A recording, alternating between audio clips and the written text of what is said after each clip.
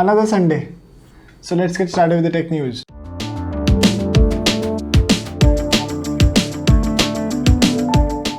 So Windows 11 के साथ Microsoft already बता चुका है कि जितने भी एंड्रॉयड ऐप्स हैं वो आने वाले हैं विंडोज़ में, बट अभी तक वो ऑफिशियली अवेलेबल नहीं हुए और वो Microsoft जो है Amazon के साथ पार्टनरशिप कर रहे हैं for the Android apps. But अब गूगल ने अपने एंड से बोल दिया है कि गूगल के जितने भी ऐप्स होंगे वो माइक्रोसॉफ्ट की विंडोज़ पे अवेलेबल होंगे इन द नेक्स्ट ईयर, यानी 2022 में आपको जितने भी गूगल के ऐप्स हैं वो विंडोज़ पे मिलेंगे। And that is another great news कि विंडोज़ और गूगल के बीच में जो कोलैबोरेशन है वो बढ़ रहा है and they are getting interconnected, क्योंकि अभी तक जो है गूगल का क्रोमबुक ही जो है एंड्रॉयड के साथ ज़्यादा बढ़िया कंपैटिबल है, but now Windows is also getting that. So Intel अभी तक अपने सारे जितने भी प्रोसेसर्स था वो खुद बनाता था in their own foundry, but अब वो TSMC की हेल्प लेने वाला है और TSMC का सेकंड सबसे बड़ा क्लाइंट जो है वो बनने वाला है डिथ्रोनिंग AMD। अभी तक जो है पहले नंबर पे एप्पल था, फिर AMD, बट नाउ AMD को डिथ्रोन करके अब इंटेल आने वाला है और AMD जो है वो अपनी प्रोडक्शन 4 नैनोमीटर पे शिफ्ट करने वाला है, जो कि एक सैमसंग का ही नया नोड है जिसमें अपना स्नैपड्रैगन 8 Gen 1 भी उसी पे बेस्ड है। सो अब AMD भी उस नोड पे शिफ्ट होने वाला है। सो सैमसंग ने अपने Z Flip 3 और Z Fold 3 दोनों के लिए One UI 4 जो है वो स्टेबल रिलीज कर दिया काफी सारे रीजन में, और I am also trying to get that on my device, but अभी तक जो है मेरे को अपडेट नहीं मिली है।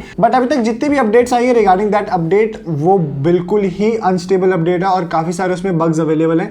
And same goes with the case with Oxygen OS 12, क्योंकि Oxygen OS 12 जितने भी अपने OnePlus 9 सीरीज में डिवाइसेस में आई है that has been pathetic, users have been like screaming over it, और काफी सारे यूजर जो है वो फॉर्मेट कर चुके हैं ऑलरेडी अपना डिवाइस, और काफी सारे यूजर जो है अपने OnePlus डिवाइसेस फॉर्मेट कर रहे हैं for this update. My friend also had a similar issue and she had to format her device, but now her device is much stable because this is again जो colour OS के साथ उनका merger हुआ है with Oppo। So OnePlus का not जो है उनका बजट टियर डिवाइस है वो ऑलरेडी अपडेट उसमें आ चुकी है with this like Oxygen OS and colour OS mixture.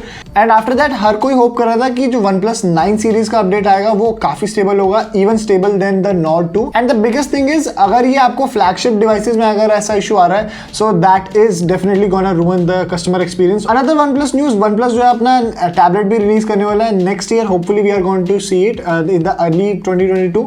सो ये जो है उनका OnePlus Pad के नाम से आएगा and this is going to pack some serious hardware and maybe हमें एक फास्ट रिफ्रेशिंग OLED डिस्प्ले भी मिल सकती है इस टैबलेट में। That is definitely going to be the selling point of this tablet अगर ये OLED fast refresh rate display के साथ आता है तो। So RISC-V architecture जो है it is on fire nowadays और everyone is releasing left and right chips based on RISC-V architecture because second in line with ARM, RISC-V ही ऐसा architecture है जिसमें सबसे ज़्यादा डेवलपमेंट होती है and RISC-V relatively ARM से काफ़ी open source architecture और काफ़ी सारे चिप्स ऑलरेडी इस पर डेवलप हो चुके हैं। Huawei के HiSilicon ब्रांड ने भी जो है एक नई चिप रिलीज कर दी on the RISC-V architecture, जो ये चिप है HI373V110। ये जो चिप है एक टीवी के लिए और काफी लाइट टीवी के लिए, that is running light OS। So definitely ये जो है काफी हैवी वर्कलोड वाला चिप नहीं होने वाला है, but on the other side this is also going to have H.264 और H.265 दोनों कोडेक्स इसमें अवेलेबल होने वाले हैं। सो काफी अच्छा बैलेंस्ड है इस चिप में with low specs but with the upgraded encoders and decoders. So imagination भी RISC-V के आर्किटेक्चर पे बेस्ड CPUs निकाल सकता है,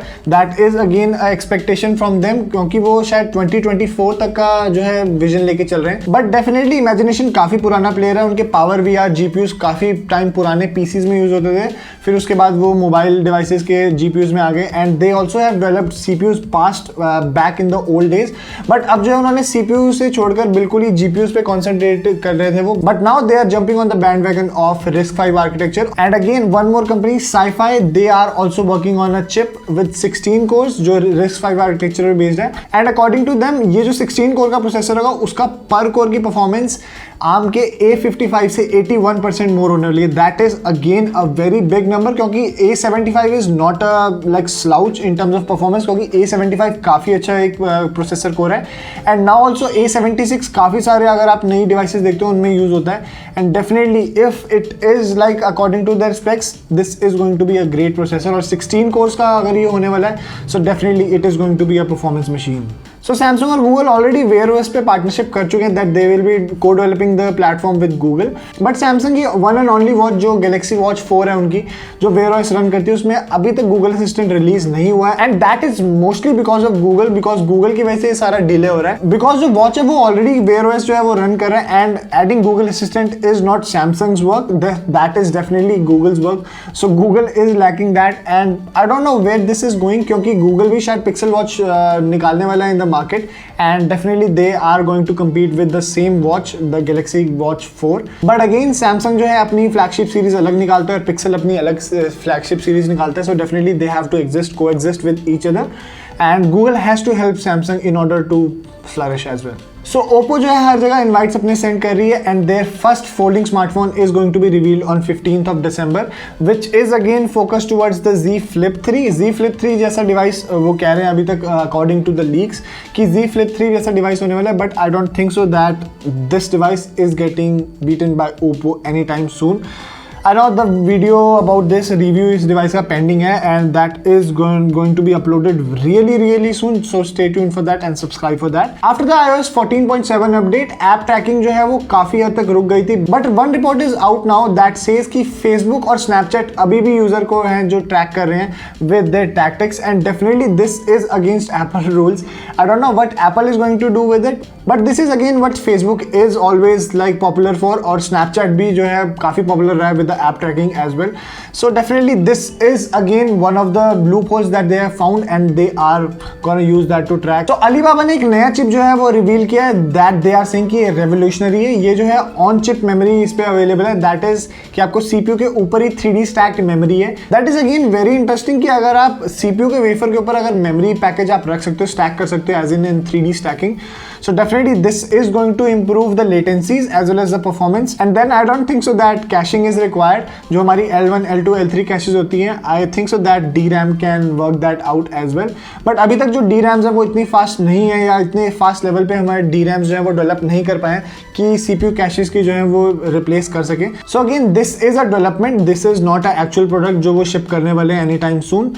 But it is possible they have achieved it, and somehow yeah we are going to have a demo if like they are going to release it. So Razer ने एक नई accessory जो है वो release की है, जो उनका एक कूलिंग फैन है that can be strapped to a back of a phone, and that is also MagSafe compatible. So आपका डिवाइस में अगर you have a iPhone 12 or newer, you can just slap it on there and it will stay there with magnets. So एक leak आया कि AMD के आने वाले 6000 series APUs जो रिवील होने वाले हैं, that are going to punch as high as GTX 970 level of performance. जो GTX 970 है वो ऑलमोस्ट 1060 की जितनी पावर जो है वो प्रोवाइड कर सकता है, जो कि 1060 काफ़ी अच्छा 1080p केपेबल कार्ड है. And if this leak is true, this is again going to be really amazing. So Windows 11 में एक नया bug find out हुआ है कि NVMe drives जो हैं that are getting throttled down और बहुत ही poor performance के साथ वो perform कर रही हैं. मेरे लैपटॉप में भी M.2 SSD, but it is a SATA based SSD, so मेरे को इतनी performance में कोई issues नहीं मिले हैं. But definitely with the NVMe SSDs, everyone has reported कि बहुत ही बेकार performance provide कर रही है SSDs. They are tanking the performance. My PC is running the Gen 3 flagship SSD, that is the 980, but I am also running Windows 10, so I'm smiling from the back. तो MediaTek शायद CES में Wi-Fi 7 reveal कर सकती है, that is a leak from a very reliable source. And Wi-Fi 6 ही अभी release हुआ था, and Snapdragon 8 Gen 1 has also support for Wi-Fi 6E. According to the leaks, Wi-Fi 7 40 gigabit की throughput जो है वो प्रोवाइड कर सकते हैं, that is amazing. And 40 gigabit का throughput that is almost as powerful as a thunderbolt connection. So Xiaomi ने एक नई बैटरी टेक रिवील किया, जिसकी वजह से वो सेम बैटरी साइज में 10% मोर एमएच पैक कर सकते हैं और about 100 minutes more play time भी प्रोवाइड कर सकते हैं. अकॉर्डिंग टू देम वो जो है सिलिकॉन को ज़्यादा अच्छी तरह बाइंड कर सकते हैं और ज़्यादा जो है डेंस पैकेट बना सकते हैं. That is again they are playing with batteries, and we have already notice with Note 7 fiasco as well as Note 2 fiasco कि बैटरीज के साथ प्ले करना that is not a good thing. So definitely अभी जब तक ये market में like mass market में रिवील नहीं होती हैं और यूजेज और टेस्टिंग के बाद ही पता लग पाएगा कि आर दे सेफ और उनके क्लेम्स क्या रियल हैं या फेक हैं. So Qualcomm reportedly already Samsung से fed up हो चुका है for the production of Snapdragon 8 Gen 1 because 8 Gen 1 अभी like 15-20 days back reveal हुआ है और Samsung के साथ अभी से Qualcomm को issues आ रहे हैं, and if they are not happy with Samsung, so TSMC ही उनके पास एक option बचता है because Samsung and TSMC, these are only the two players that rule the silicon world. So guys, that was it for this week's tech news. अगर आपको video अच्छी लगी हो, please make sure to like this video. Also consider subscribing to my channel. I am just going to post multiple videos this week, so stay tuned for that, and yeah, see you in my another video.